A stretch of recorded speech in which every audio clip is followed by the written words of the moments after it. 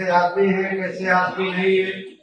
कोई कहता है कि मैं बांदा से चल करके आया हूँ, कोई पता नहीं कहाँ का कहता है। तो मैं सोचता हूँ मैं 5 मिनट इन बातों में मैं चर्चा करूँ इस बारे में। साथियों, ये सही है कि मैं बुंदेलखंड के बांदा जनपद का रहने वाला हूँ।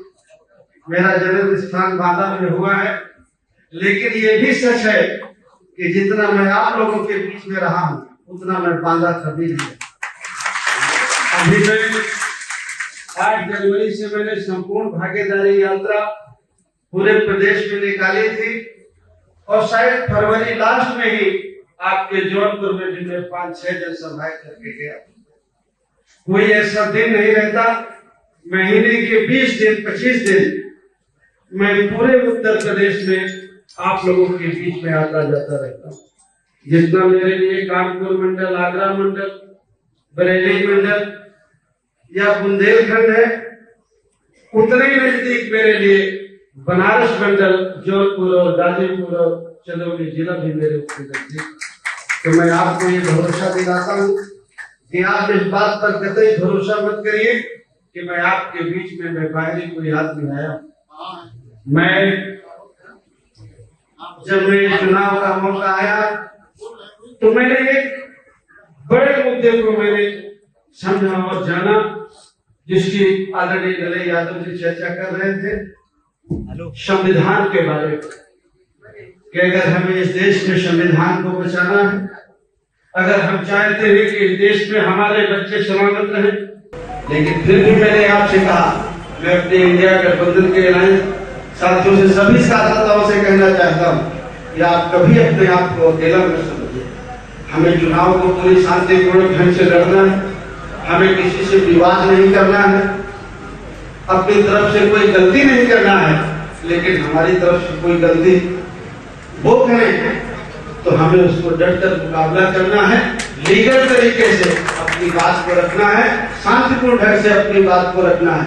बाकी जौनपुर के साथ ही मैं जानता हूँ कि मुझसे जो बहुत ज्यादा जागरूक, पढ़े लिखे हैं, होशियार हैं, जागरूक हैं, राजनीति है, राजनीति में सबसे जागरूक हैं और सब चीजों को अच्छी तरह से जानते हैं कि उनको किस समय पर क्या करना है। जो मुझे आप लोग आदेश देंगे, जो आप कहेंगे मुझे, मैं आपके साथ हमेशा खड़ा रहूंगा। और मुझे लगता है पत्रकार वार्ता का टाइम भी हो गया है, तो उसके लिए भी साथी वेट कर रहे हैं, तो थोड़ी और बोले या बात खत्म कर। जिन लोगों ने वोट दिया, कभी मैंने उनसे नजरें नहीं फेरी। मुझे आज तक याद है कि उन्होंने मेरे कहने से मायावती जी को वोट दिया। आज तुम्हें खुद आपके बीच में लड़ने के लिए आया हूँ। मेरा यह स्वभाव नहीं है कि मैं किसी को भूल जाऊं या किसी को धोखा देकर के निकल जाऊं। जितना आप मुझसे उम्मीद करते हैं, उससे ज्यादा मैं आपके नजदीक रहूंगा, उससे ज्यादा मैं आपके करीब रहूंगा। कभी आपको ये सोचने का मौका नहीं। ये बातें जरूर हो सकती है कि आप कार्यकर्ता साथी हैं, आप में आपस में खुद में विवाद हो जाए और फिर आप मुझे पार्टी बनाए, तो उसमें तो मैं पीछे रह सकता। अगर आज हम कांग्रेस पार्टी के हैं, समाजवादी पार्टी के हैं, जन अधिकार पार्टी के हैं, आम आदमी पार्टी के हैं, अगर हमें थोड़ा सा मन मुटाव हुआ तो जरूर आपको फर्क पड़ेगा कि नहीं भाई बाबू सिंह की बात को सुने। लेकिन अगर आपका विवाद किसी और से होगा तो बाबू सिंह कुशवाहा की छाती आपसे पहले नहीं रहेगी। बाबू सिंह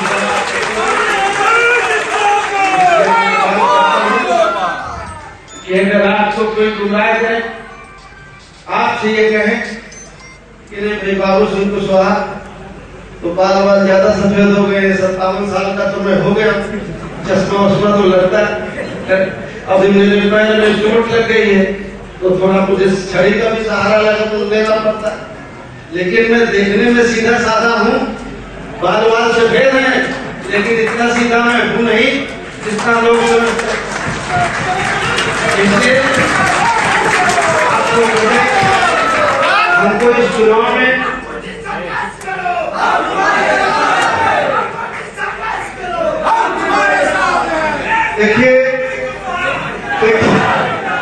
देखिए मैं बताऊं, मंत्री जी मैं बताऊं लगे आपको कि कि जिस दिन अनाउंस हुआ तो मैंने मेरी धर्मपत्नी बैठी, मैंने कहा यार घर खाली वाले कर लो, देखो सीबीआई आएगी कि ईडी आएगी, और लोगों को तो ढूंढना है, हमारे लिए तो ढूंढना है सीबीआई, हमारे लिए ईडी सीबीआई तो रोज का काम। इसलिए घर पर देख लो भाई कहीं सीबीआई ईडी ना आ जाए। इसने कहा कि आप आप करते रहते हैं, उन्होंने कहा, मैंने कहा फिर भी देख लो। तो देखो सीबीआई और ईडी तो मैं जानता हूँ अच्छी तरह से, और डर तो लगता है, लेकिन उतना डर नहीं लगता है जितना और लोगों को लगता है कि अपनी पार्टी छोड़ के चला जाए, अपना नामांकन वापस करके अपनी पार्टी बदल ले, ये नहीं लगता है। अगर उसको सीबीआई ईडी से डर लगता होता तो जब मैं जेल गया हूँ 12 में, तो मैं मायावती जी के खिलाफ अप्रूवल कर गया होता, और मायावती जी आज कहाँ होती, आप इस बात को महसूस करें। मैं जिसके साथ जितने दिन रहा हूँ, मैं पूरी वफादारी के साथ रहा। मैंने कभी किसी के साथ गद्दारी करने का काम नहीं किया है।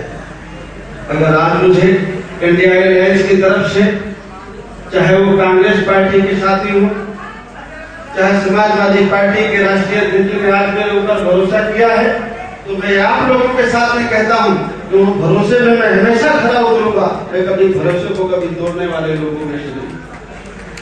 इसलिए साथियों, मैं आपकी इस बात पर जरूर जोर दूंगा कि बात रात भर मेरे पास फोन आए, कल फोन आए, परसों फोन आए, ये कार्यक्रम है कि नहीं, आप आ रहे हैं कि नहीं आ रहे हैं, कह रहे हैं आपके पैर में चोट लग गई, कोई कुछ कह रहा है, कोई कुछ कह रहा है।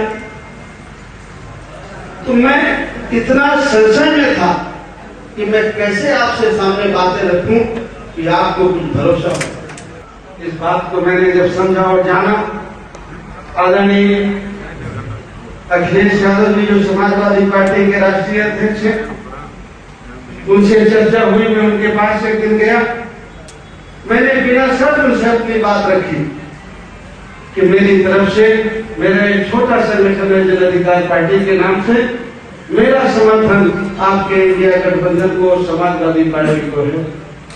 मैंने बिना शर्त की बात मैंने उनके सामने रखी। कुछ दिनों बाद उन्होंने मुझे बुला करके कहा कि हम ऐसा समझते हैं कि आपको चुनाव लड़ना चाहिए, और हम आपके बारे में सोच विचार करके बात बताते हैं। उनका आदेश हुआ। मैं उनको इस बात के लिए धन्यवाद देता हूं कि उन्होंने मुझे कहा कि जौनपुर से आप जाकर के चुनाव लड़िए। उन्होंने जब मुझे कहा, और उसके बाद मेरी बहुत सारे साथियों से चर्चा हुई। मेरी फोन पर एक दिन लकी जी से भी बात हुई, शैलेंद्र यादव जी को मुझसे पहले पता था, लकी जी को मुझसे पहले पता था। मैं पैर में मेरे चोट लग गई थी तो मैं घर में था।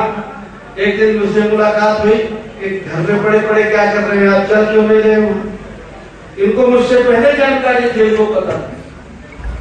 तो जब पार्टी का आदेश हुआ, उन्होंने कहा कि नहीं आपको चुनाव लड़ना चाहिए, तो मैं चुनाव लड़ने के लिए तैयार हुआ और आपके बीच में आ जाया।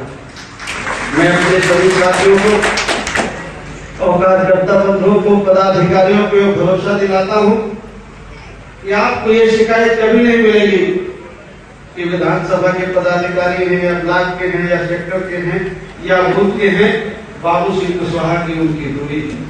कभी बाबू सिंह कुशवाहा से आपको दूरी कभी महसूस नहीं पड़ेगी।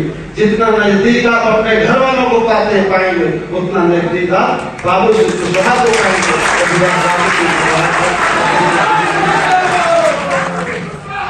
INDC नेटवर्क, बदलते भारत के साथ।